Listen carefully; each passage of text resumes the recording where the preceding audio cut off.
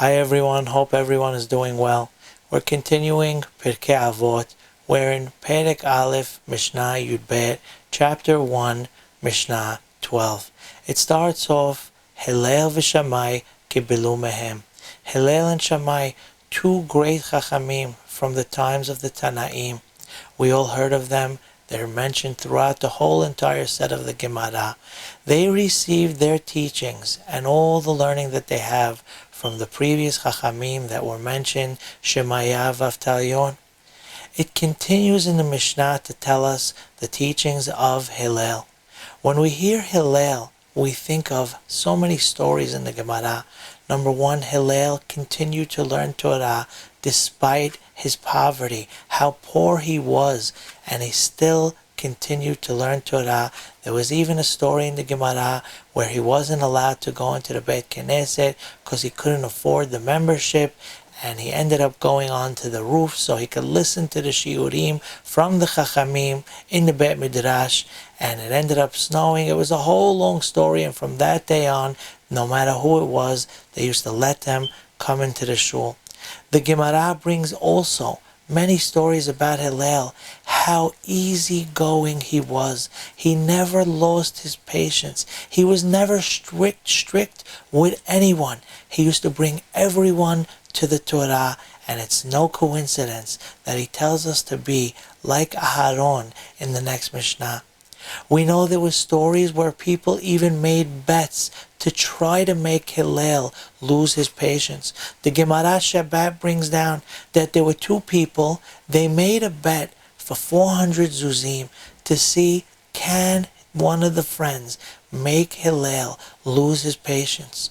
We know Friday afternoon, of course not in our homes, but far away there are people that are very tense in their homes right before Shabbat, showers last minute, preparations, whatever it may be, and Hillel was bathing himself for Shabbat. In the old days, showers weren't like they are today, and Hillel was in the bathhouse cleaning himself, getting ready for Shabbat. This guy starts screaming, Hillel, Hillel, I have a question. And he keeps making Hillel get dressed, come out of the bathhouse, and he would ask him the silliest questions. The Gemara goes through questions. Why does this nation have big feet and this nation they have big heads? All silly questions, obviously just to make Hillel lose his patience. And he didn't lose his patience for even 1 second. At the end of all the questions that this fellow asked, he tried to make Hillel get angry, but he didn't. He tells Hillel, I have so many questions, but I'm afraid to ask you because you'll get upset. And Hillel says, ask any question you want. That's what I'm here for. He never lost his patience. The fellow then tells him, well, guess what? Because of you, I'm out $400, 400 zuzim, because I made a bet with my friend, and obviously he won the bet. Hillel tells us, Hillel Omer, Heveh mitamidav shel Aharon.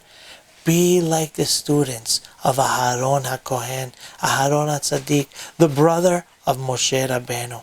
We all know that Aharon was the epitome of making peace between two friends or a husband and wife or family members. He would go around all day not looking for any honor. Even though he was the Kohen Gadol, he would bring himself down to go from house to house, neighborhood to neighborhood, to make sure that there's peace between everybody. If he heard two friends weren't talking, he would go to one of the friends and tell them, you know, I heard your friend say, if only we could be friends again. How I feel bad that we're not talking. And then he would go to the other friend and tell him the same thing. And when those two friends met in the street and they realized what each one had said, they made peace and they got along.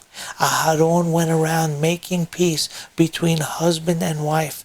Chacham Ovadia brings down that when Aharon passed away, at the end of the 40 years of the Jewish people being in the desert, there were thousands and thousands of people with the name Aharon. And they were carrying the coffin of Aharon when he had passed away. There were thousands of people with the name Aharon because he made peace between thousands of husbands and wives. And when they reunited, they ended up naming the child after that being together again. They named the child Aharon because Aharon was the epitome of peace. So Hillel tells us, going in the way of his rabbis, to teach, to love, to always bring everyone closer and not to go on the strict path. Because years ago, there was a huge mahloket, a disagreement amongst the rabbis. How should people teach the Torah? Should they accept everyone, bring them closer no matter what? Or there has to be standards, and we have to be strict, and we can't just allow anybody in. As a matter of fact, the night of the Seder, we learn the story of Rabbi Elazar ben Azariah. The whole story, how his beard turned white, even though he was 18 years old. That's why he says, I am like 70 years old now. That whole story came to be because of this disagreement amongst the Chachamim. Should we be strict, or should we be a little more easier for the people and allow anybody in? Rabban Gamliel was the previous Chacham, and he was known to be very strict. He even put security guards in front of the Beit Midrash not to allow anybody in. If you want to come in, you have to be serious. You can't just come in even though you want to learn Torah if you're not going to commit and go all the way. Rabban Gamliel was very strict, and he was ousted from the committee of the Chachamim because he was too strict. They ended up bringing in Rabbi Elazar ben Azariah. He was 18 at the time. His beard turned white when he had a conversation with his wife that when he wanted to be chief rabbi, he tells his wife, they're hiring me to be the chief rabbi. And she said, but look how young you are. And a miracle happened, and his beard ended up turning white. We could also say that it's the pressure of being in the rabbinate that he turned gray right away. Obviously, that's just a joke. But now, Rabbi Elazar ben Azariah, when he came to become the chief rabbi, the first thing he did was take away the security guard from the shul, and he allowed anyone who wants to come in to learn Torah. That day, because he removed the security guard, the Gemara brings two opinions. How many people came to learn that day? Some say 400 benches were filled with people in the shul, in the Beit Midrash, and some say 700 benches worth of people were filled in the entire Beit Midrash. Rabban Gamliel felt bad. He said to himself, look how much Torah I held back from the people. Our rabbis tell us that the halacha is like Rabbi Elazar ben Azariah. The halacha is like Hillel, and not like Shammai, not like Rabban Gamliel that says we have to be strict. And we know that's our way. We bring everyone to the Torah. We bring everyone close to us. We always give a smile, and we know the strict way just chases away people. And we have to be like Aharon HaKohen, that Aharon used to say. He used to always practice Ohev Shalom, loving peace, Rodef Shalom, chase after peace, Ohev et Beriot, love everyone, Umekaravan la Torah, and bring them closer to the Torah. Mishnah Yud Gimel. The next Mishnah speaks about things that also Hillel used to always say. The Mishnah is written in Aramaic. Throughout the Mishnah, sometimes we see Aramaic sayings, and in the Gemara especially, because that was the language the people used to speak.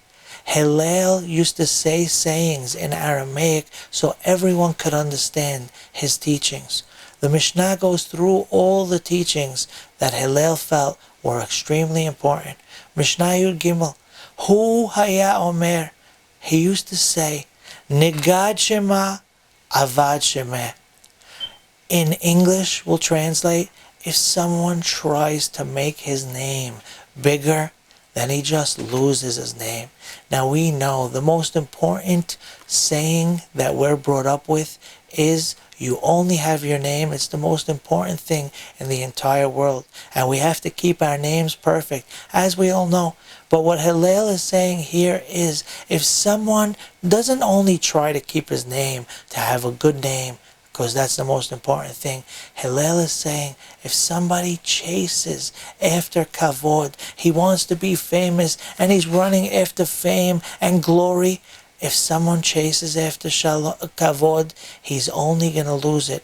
As we know, the saying of the Chachamim, Kol harodef acharei kavod, anyone who chases after honor, the honor just leaves him. But if someone is humble and he doesn't run after it, the honor ends up running after him. The next saying that Hillel tells us in Mishnayot Gimel, Udeleh mosif yasef. If you don't add, you end up losing. Our rabbis tell us he's referring to the Divrei Torah. A lot of times we go to classes, especially all of us here. We learn Torah, but sometimes people out there, they'll learn Torah and then they just forget it. They don't review what they're learning, or they don't continue to learn. If a person learns Torah, but they don't review what they learn, or they don't keep adding to what they learn, then they end up forgetting what they learn. People used to tell Chacham Ovadia, Rabbi, you have a photographic memory. You memorize everything. It's so easy for you. And Ovadia used to say, I don't really have a photographic memory. If he used to give an example, if somebody is swimming in the pool, then you never get dry as long as you're still in the pool. If you're always learning, you're always in the story, then how could you dry off? You don't forget what you're learning because you continue learning. So Hillel is telling us the same thing. If a person learns Torah, the more Torah you learn, the more you go to classes, the more you listen, the more you practice, the more you review, you'll always remember the Torah. But if a person doesn't do that, then they'll forget what they had learned. He continues and he says, Udelaya lef kitala hayav. If somebody doesn't learn at all, he says that he's hayav. That means, God forbid, it was better for him not to be born. Now we know this is talking about Hillel. Hillel, as we mentioned above, he was easygoing and he had patience and he loved everyone. What he's saying here is we can't waste our time. If a person just lives their life, the whole world was created for the people to learn Torah. Friday night we say, Yom HaShishi v'echulu hashamayim v'ha'aretz v'chol tzeva'am. Yom HaShishi, the Torah says. Why doesn't it just say Yom Shishi? It says Yom Echad, Yom Sheni, Yom Shlishi. All of a sudden it gets to Friday and it says Yom HaShishi, the special Friday, the special sixth day. Our rabbis tell us that's talking about Vav Sivan, which we're approaching. That's why we count the days of the Omer. The sixth day of Sivan is the day that Hashem gave the Torah to the Jewish people. Right after we say Yom HaShishi, the special sixth day, it says Vayechulu hashamayim ve'aretz v'chol tziva'am.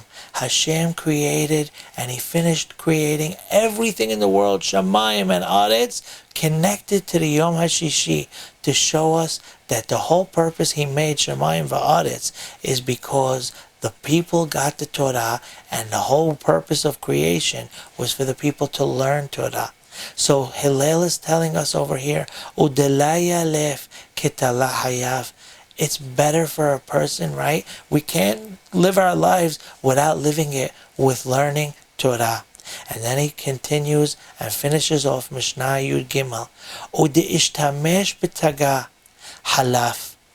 If a person uses the crown of Torah for himself, we just spoke about how important it is for everyone to learn. And everyone we know, God bless, we're learning for the right reasons. But Hillel is warning that if someone learns Torah for the wrong reasons, so he could get honor, so he could get glory out of his learning Torah, then obviously halaf, he doesn't gain from what he learned. It's not a good thing. So we continue to practice all the teachings that Hillel teaches us, to be like Aharon, to learn Torah, to know the purpose of creation, and to always continue learning Torah, and obviously to have the good midot like we all have. And Bezrat Hashem, by doing this, Hashem will bring us the Mashiach, and we'll all be in Yerushalayim Habnuya. Amen. Keep up the wonderful work and only good things.